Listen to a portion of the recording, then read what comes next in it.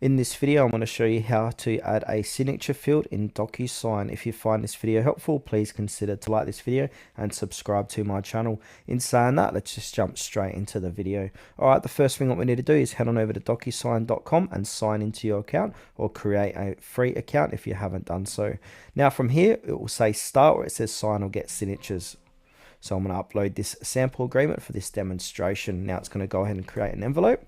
Now from here, we can view the envelope like so once it's uploaded, and now we want to go ahead and add, in this demonstration, add a signature field here.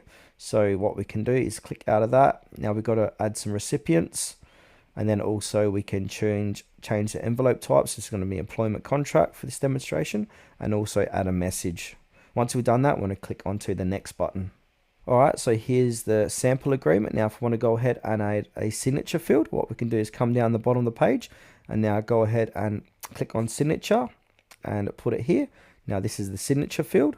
Also we got initial field if we like, and we got stamp if you want to add stamp, and also date signed, and we got all these other options here if you want to add these in as well. From here, go ahead and click onto send once finished.